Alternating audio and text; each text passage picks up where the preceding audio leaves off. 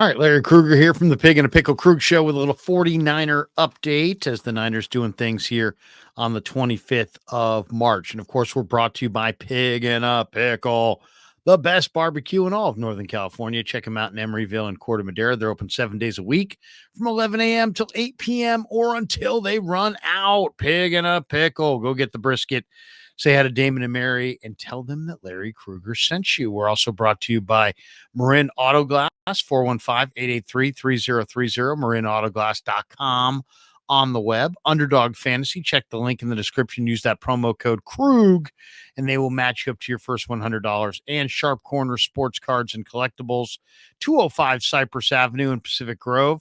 Call Anthony Catania at 831-521-5264 for all your collectibles needs. All right, let's talk a little bit about some of the headlines around the 49ers. John Lynch speaking this morning in Orlando at the site of the owners' meetings, and a number of interesting things. One, he says the 49ers are actively talking with Brandon Aiyuk about a contract extension and that there have been no trade discussions to this moment. To which Aiyuk fired back on Instagram with a series of emojis that looked like, money talks, BS walks kind of a thing. So it sounds like the Niners want Aiyuk. It just doesn't sound like Aiyuk wants the Niners, or, he feels like there's two different camps, what they're saying publicly and what they're saying in contract negotiations. But needless to say, that's an interesting story to keep watching. Why? Because it sounds like the Niners have a lot of interest in him. There is some interest in him around the league. He is a top-tier player, and he seems to be very hostile towards the Niners. I mean, money talks, bullshit walks. That doesn't seem like the kind of thing you would say to somebody if you're on the same page. Sounds like the Niners want everybody to know that they want him, and Aiyuk wants everybody to know that they're not offering what he thinks is fair. So that definitely is something to watch for. According to David Lombardi, who I guess is there in Orlando, he says the Niners may make a couple of more free agent signings. They still want a free agent, probably at safety, maybe at tight end. Robert Tonyan is a tight end that has been mentioned. Dave also mentions that Tayshaun Gibson, bringing him back is still a possibility. To me, that would not be a good move, but obviously they know and like Gibson. He's one of their leaders. Also, Talanoa Hufanga's ACL injury or ACL recovery, according to the reports, is going well. What does that mean? Does that mean he'll be ready for week one? At this point, we don't know. George Kittle and Mooney Ward both had core muscle surgeries and will be back for training camp. That's good news for sure. The 49ers did wind up losing a 2025 fifth-round draft choice from a clerical error that John Lynch said was the Niners overpaying a player by $75,000. So that was the genesis of their fifth-round pick, Doc.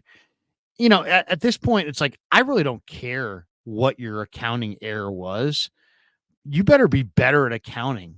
You only have one draft a year. It's the bloodline to the sport. You've gotten some of your best players in the fifth round. To just wave goodbye to a 2025 fifth round pick because of some stupid maneuver that somebody made, some clerical error. Do I feel good that they're giving us the information about exactly what it was? Sure. But I don't give a damn if it's overpaying, underpaying, if it's this or that. You lost a fifth round pick and you shouldn't have. So shame on the Niners. They blew that. And, and I guess it makes it a little bit more palatable that they overpaid a player as opposed to underpaid a player as far as how they're viewed by the players in the league.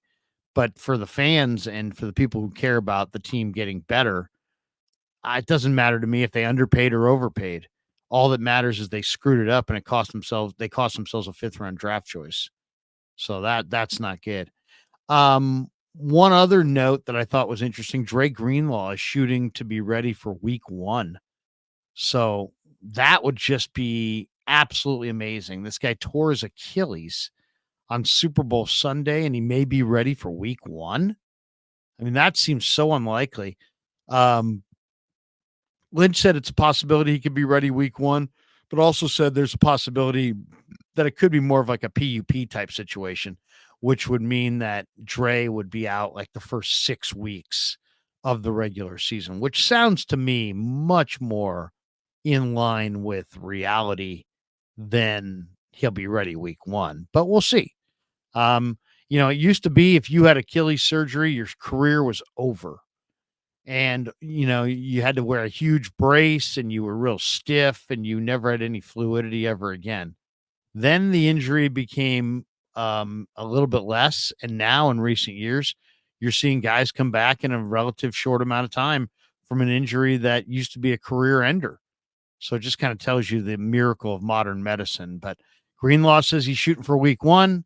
Lynch says, pump the brakes on that. Sounds like it might be a week 6 thing. Jed York today, and there was an announcement that he's going to become principal owner and that the NFL league approval should happen this week at the owners meetings.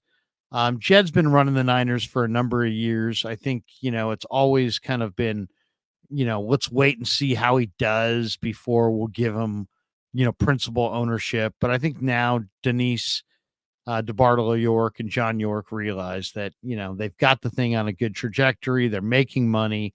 They've got Lynch. They've got Shanahan.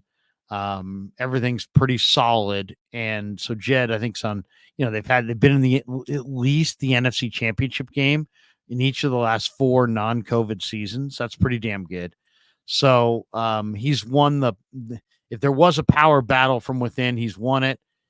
He's going to be the principal owner, and the league's going to approve that later this week. Also, Andy Reid spoke this week about Kyle Shanahan and Brock Purdy, and a lot of people don't put a lot of credence in this, but Reid basically said, "Hey, look, Shanahan's a good coach. Purdy's a great young quarterback. Stay the course; they'll get it done."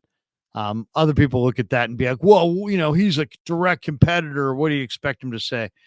We can play that what do you expect game all day, every day, all night, every night. But you know what? The difference is that I think Andy Reid, as a guy who's got 3 rings now, just speaks in truth. He thinks Kyle Shanahan is a good coach. He thinks Brock Purdy's a good quarterback. He thinks together they'll win a championship.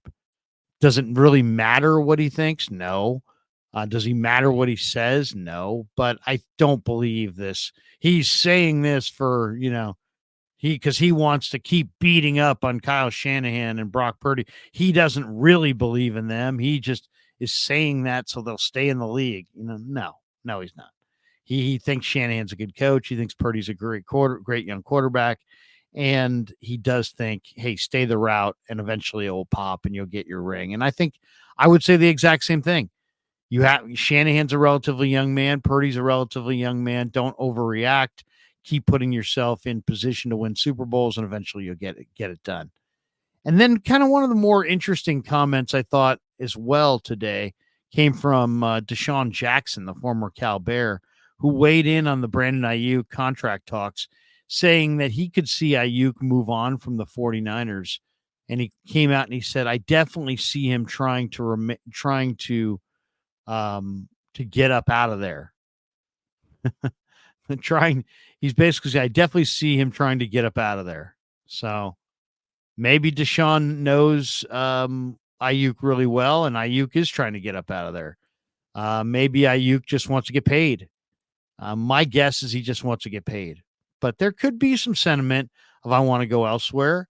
Aiyuk's comment of, money talks and bullshit walks, that almost speaks to some disharmony in these negotiations. And we'll see if it's gotten personal, if he really wants to leave or if he just wants to get paid. My sense is he just wants to get paid. But if you told me that, man, he wants to leave, I wouldn't be shocked by that. All right, let's get our sponsor for this video. We are sponsoring this video with our sponsor, Aura. And now a word from Aura. Have you ever typed your name on the internet and seen all of your private information is online? Are you tired of receiving tons of spam calls from random numbers? Are you receiving more and more of these as time has gone on? Well, that's where Aura, the sponsor of today's show, can really help you out. Data brokers sell your information to scammers and spammers and anyone else who may want to target you. Your full name, your email, your home address, all your records, your health records, who your relatives are. It's all out there. That's why I've been using Aura. Aura shows me which data brokers are selling my information and automatically submits opt-out requests for me. Cleaning up my information not only helps reduce the amount of spam I get, but it also protects me from hackers who could use the information to help them access my social media accounts, my bank accounts, or any other sensitive information. Aura also does so much more to protect me and my family from online threats I can't see. I get other features like antivirus, VPN, password management, parental controls, identity theft insurance, and more without having to download several different apps. It's really easy to set up. And best of all, I get everything at one affordable price. I value my privacy and I value yours. You can go to the link in the description to start your 2-week free trial. All right, thanks to Aura for being the sponsor of this video. Thanks to Pig and a Pickle for being the title sponsor of The Krug Show. And thanks to all you guys for supporting The Krug Show on YouTube.